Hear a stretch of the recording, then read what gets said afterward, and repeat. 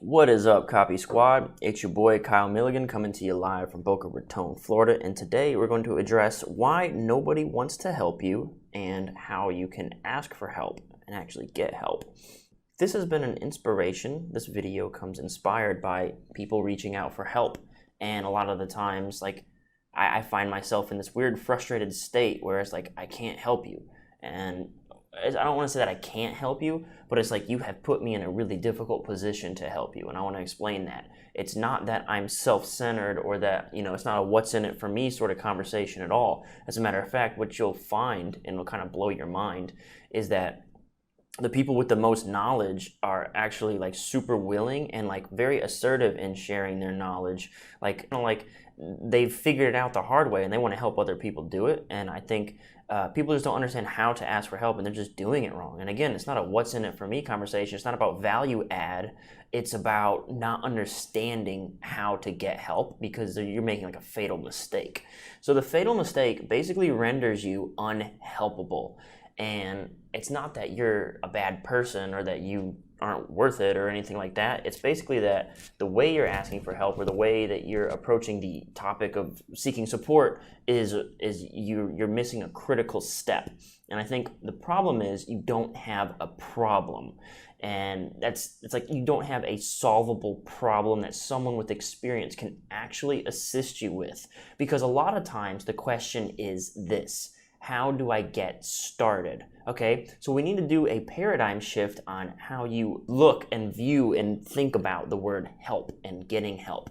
Think of help as optimize, okay? When you understand that help is optimization and not assistance, then you can understand that when you ask the question, how do I get started? How difficult it can be to help you because you cannot optimize zero, okay? I want to tell you a story. When I was in sales on the phone, I was not having a great month at this new job I had started. I basically had maybe one conversion or something out of hundreds of phone calls and stuff like that. And the manager called me in the room and he was like, "Kyle, you're doing great." And I was like, "That's impossible. I'm the last person on our team. It's not going well for me. I don't know if this is right for me. I don't know if blah, blah, blah." And he's like, "No, dude, no." He's like, "Look, this is how many calls other people have made." And it's a couple hundred or something like that. And we had tools for strong robo-dialing powers and stuff like that. But he was like, "Yeah, they've made a couple hundred. Dude, you have made 4 digits. You're in the thousands. I can help you. If we can get you making 1,000 calls every day," he's like, "Dude, I can optimize that. I can fix that." He basically talked about optimizing my sales process, which is he can actually help me because I am actually doing something. There is some activity to be assisted with. Okay, so think about it like that. He can't help me if I'm not making phone calls. I can't help writers that don't write. I can't help businesses that have no product to sell or are not selling. Okay, I'll give you another story. In a previous video, I said when I get stuck, I complain loudly. This has had a really weird impact on me, and this kind of goes back to what I said at the beginning of this video, that when you complain, there are actually really experienced, knowledgeable, talented people who are willing to help you. And it has blown my mind because, the people who say, "Help me get started," are bitter and angry that the people who are got all the knowledge are hoarding it or something like that. And it's they won't help me. They won't help me. They won't tell me what to do. No, dude, you've got to do something so I can tell you how to fix it. Okay? If you don't do anything, nobody can help you fix it. So what I mean, if you want to become like me, where if you get stuck, you complain loudly, here's a couple things prerequisites. To get stuck, you must first have been moving, right? You gotta hit a wall and now you're stuck. I can't advance any further. I have a problem to overcome. Remember at the beginning of the video, getting started is not a real problem. That means you're not doing anything. There is no problem to solve. You're just kind of chilling in your desk.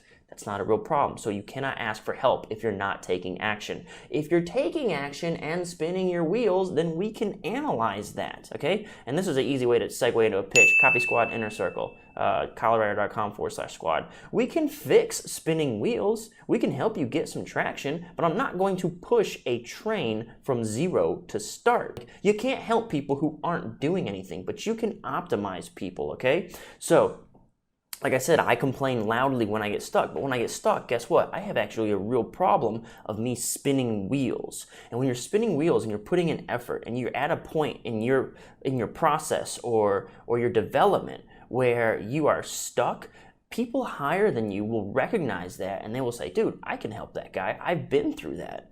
I can help him get over that because I remember how difficult and annoying and how much I struggled for that, right? Move away from this idea of help and turn the word help in your brain to optimize. People can help you if what they're doing is optimized, but you can't really do anything. So if you want a mentor, if you want someone to guide you, if you want someone to assist you, well, they will do it if you're actually moving, if you're making efforts, if you have a high volume of activity, they can optimize it because they've been there and they've done that, okay? So how do you ask for help? Okay, let me talk about this too. Vague and specific exist at opposite ends of the value spectrum. Okay, so I wrote this little note down because this is really important. A question that drives me nuts, or the kinds of questions that drive me nuts, are the vague questions. Like, it'll make me pull the remainder of my hair out when someone will send me an email with a link and then the question, thoughts? What thoughts? What am I supposed to do with that? Like, what is that? That's a terrible question to ask somebody. Again, think of the value spectrum, okay? And vague on one end, specific on the other end. If I asked you to pay for a $3,000 course and I basically explained what to do and then never told you how to do it, I don't know which side is value or which one's vague or specific anymore. But if I told you what to do and I never told you how to do it, it's not very valuable, is it? Right? So whenever you ask a vague question, I want you to anticipate a very vague response, right? And again, this in the spirit of like why nobody will help you or how to ask for help, okay? Is the farther vague you go, the less valuable your questions are to someone who could help you, right? The more vague you are, you have to provide. Like, the vaguer you are with your inquiries and questions, the vaguer your response will be all the way, and the vague response can go all the way to crickets. Absolutely not even answering you because what a waste of time your question is, okay? And I don't mean that to be mean. I'm trying to help you see why, when you might be doing some sort of outreach or cold prospecting or whatever, that the vaguer you are in your communications, the less valuable that communication becomes, and the less valuable makes it so that it becomes less pertinent on the other party to respond. And I think this is really important because this is a trend that it clicked with me very recently, where I was like, dude, this is you're sabotaging yourself in a way that you could be getting great education, and I've been through it myself as well. So the reason people, let's kind of sum up and recap. The reason why no one will help you is there could be one of a couple symptoms, okay? So one, and let's say you're not doing anything. Let's say number two is you need a real problem. Like, once you get going, you have to actually have a hurdle to overcome, because it isn't about, don't think of help as an assistance, think of help as an optimize. I can optimize your activity and get you through that hurdle, but I cannot create action on your behalf. That's the struggle, right? Okay, then the other thing. So the third thing would be the vagueness, specificity, okay? Those are on opposite ends of a value spectrum, okay? If you bought an info product, if it didn't tell you how to do the thing that you bought, like how to get the result that you want, then it's not a very valuable info product, right? If I write a bullet, right? Like, okay, here, I'll give you a more example.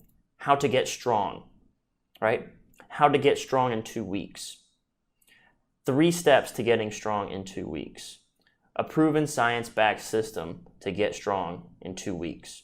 A proven science-backed system to get 300% stronger in 2 weeks. A proven science-backed system by Dr. So-and-so to increase your bench press by 200% in 2 weeks. Do you see, as I add more specificity, this becomes more valuable, becomes more exciting, becomes more relatable and useful. How to get strong doesn't help anybody. How to save time doesn't help anybody, okay? This is why I say, like, the principles of copywriting are universal.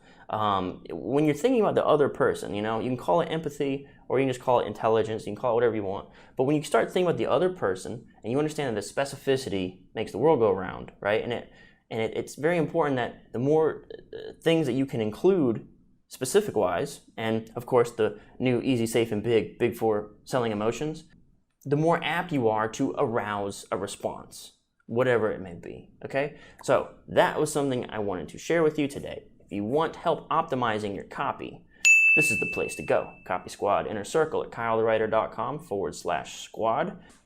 That's all I got for today. Thanks so much for tuning in, and until next time, peace out, Copy Squad.